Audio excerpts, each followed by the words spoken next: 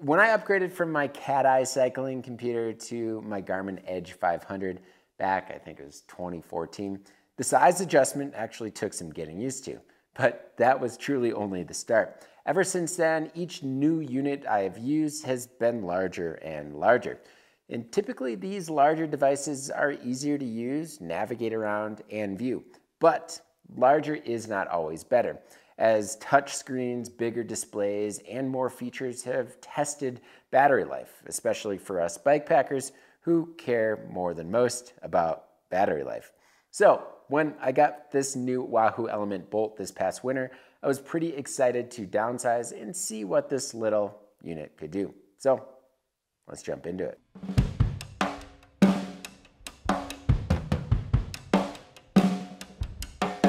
The Wahoo ELEMNT Bolt V2 was launched back in March of 2017, so nearly 5-year gap between the two devices, which means there was a lot of time to kind of figure out what needed to be upgraded, both inside and out.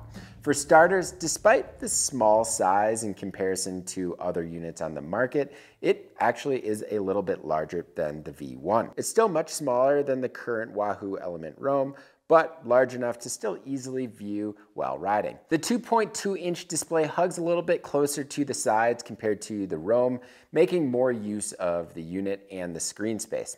In typical Wahoo fashion, the Bolt comes with one row of LEDs, and it also comes upgraded with a USB-C charger, saying goodbye to the troublesome micro USB port. The super light 68-gram unit comes with upgraded buttons, which was a chief complaint from the original unit and the current Roam.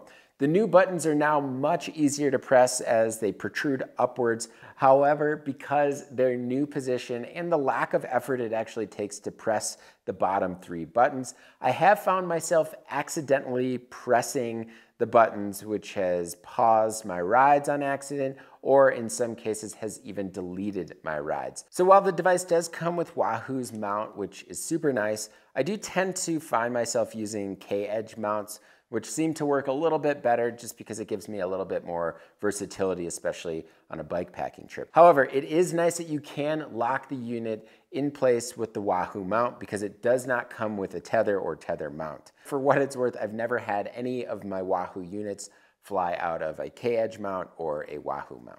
I just want to take a brief minute and let you all know that this video is supported in part by Terravel tires.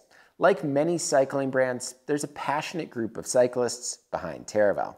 Their tires are designed and inspired by the routes and terrain they've ridden. That's why you may notice Terravel tire models are named after regions with distinct terrain and even specific trails in some cases. So to learn more about Terravel's development process and a bit more about their tire models, you can click this card right here, and I also have a link in the description below. The most noticeable change is that the unit has some decent color, and it doesn't look like it's from the 90s.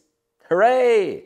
Just looking at the color difference between the ELEMNT Roam and the ELEMNT Bolt, it's noticeably different. However, the color is still not nearly as stunning as the Hammerhead Karoo 2, which is hands down the most beautiful unit I've ever used. But the Bolt certainly comes with a bright and lively display and a big upgrade from the original Bolt and even the Roam. The Bolt uses many of the features that are currently found on the Roam. It has a non-removable lithium-ion battery. The unit comes with a built-in altimeter and GPS, which uses all of the common satellite navigation systems such as GPS and GLONASS. And for the most part, it's pretty accurate. Logan mentions that he had some issues with the unit picking up satellites in heavy trees of the East Coast, but I have not run into these issues, and it actually picks up my location even inside my house when I'm, say, sitting next to a window. I decided to test the Bolt versus the Karoo 2 versus the Garmin eTrex 32X just to see how accurate my track actually was, and I found that the eTrex gave me the smoothest, most accurate lines, followed by the Bolt, and then the Karoo 2. As far as elevation readings, that has also been pretty accurate based on cross-referencing a handful of other units, as well as looking at paper maps. If anything, the Bolt kind of overestimates the elevation and the amount of climbing ever so slightly. The Bolt plays nice with Bluetooth and T+ and Wi-Fi, which gives you the ability to run a variety of sensors like Di2, access, heart rate sensors, and it also gives you the ability to send your routes directly to the unit with your smartphone using the ELEMNT Roam app. I've had a lot of issues with the app sending routes and uploading routes in the past when using the ELEMNT Roam, but since using the Bolt, it has been super reliable and straightforward. The ELEMNT app, which works with not only the ELEMNT Roam, but also the Bolt, still integrates with popular apps such as Ride with GPS, Komoot, and Strava, and if you wanted to follow Strava segments, you can easily do that. But the app basically allows you to completely customize the way your unit looks and the pages on the unit, the LEDs, sounds. It helps set up sensors, manage maps, even set up phone alerts, which is kind of cool, and it allows you to toggle on live tracking feature. It lets you really do everything, and while you don't necessarily need the smartphone to use this device, it definitely helps, and I would highly recommend downloading the app. The all-important battery life for us bike packers, and I think this is a good segue because most of those things that I just talked about do suck up battery life. Simply put, when I'm bike packing, I tend to turn off some features, or many features, such as LEDs, the backlight. If you find yourself using the unit at night, a headlamp will illuminate the screen, so you don't need the backlight. I forget all sensors usually. Even if I have a Di2 system set up, I try to just turn that off just because it will suck up battery. I turn off auto reroute. I make sure the live track is off and my location to other Wahoo users as well. And if you're really worried about battery life, you can unpair your phone with the device just to make sure that they're not talking to each other when you don't want them to. So when I turn all of those things off, I can typically get around 16 hours when I'm on the maps page, following a route, and periodically flipping through the pages. My best battery life experience with the Bolt was a few weeks ago.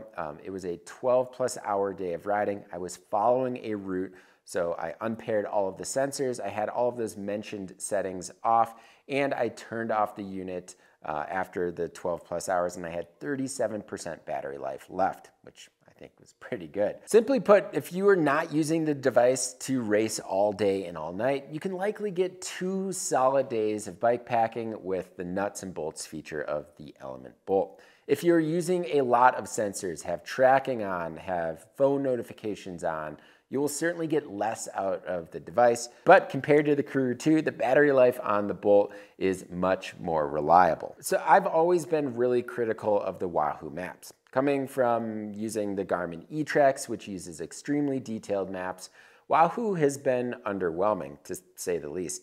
Not to mention the inability to upload third-party apps on these devices has always frustrated me.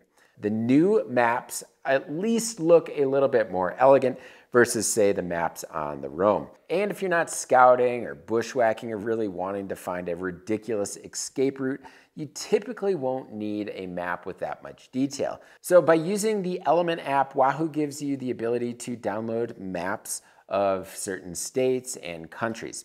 And the maps are populated with color-coded lines to differentiate between roads, trails, water, and so on. The unit comes with 16 gigabytes of storage, which is a big upgrade from the previous version. However, you're not going to be able to download a bunch of maps because it does take up quite a bit of space. One feature I've been using a lot recently is pan and zoom, a new feature built into the Bolt specifically. Unlike the Roam, where you can only zoom in and out from your location, the Bolt allows you to pan around east and west or north and south.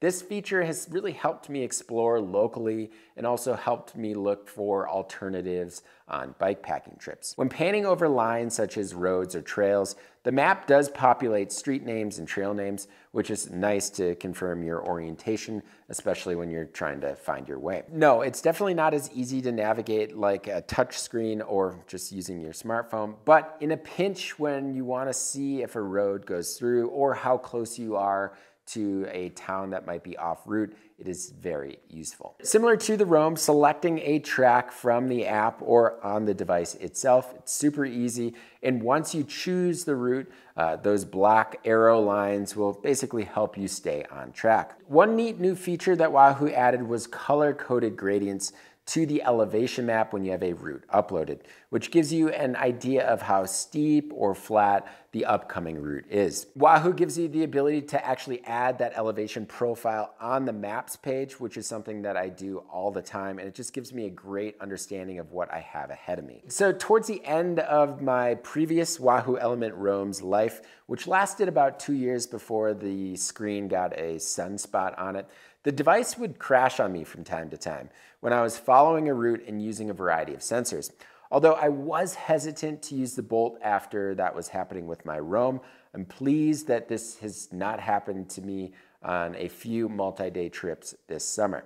Generally speaking, the Bolt has worked better for me. It's faster, plays nicer with the app for some weird reason, and gives me more space for a clean look on my bars and more space for other bike packing accessories. So yes, the Bolt is small, but the screen is actually big enough to navigate. It's actually very similar to the screen size on the eTrex units. And the unit still offers features that you would expect from a cycling computer, but Wahoo doesn't really overcomplicate things like Hammer Your Head does with the Crew 2.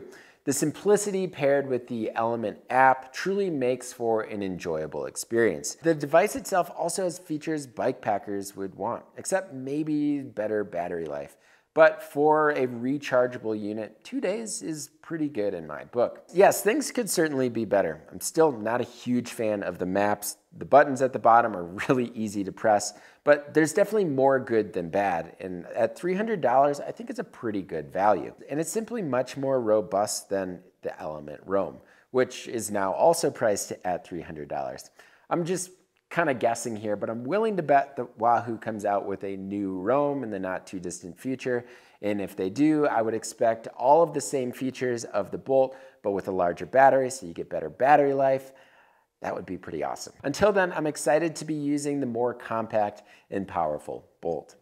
So that just about does it. If you like what you see in this video, don't forget to hit that subscribe button and notification bell. And if you want to help support us a little bit more, you can do that by signing up for the Bikepacking Collective. And if you have any comments on the Bolt, likes, dislikes, leave it in the comment section below. As always, thank you all so much for watching. And until next time, pedal further.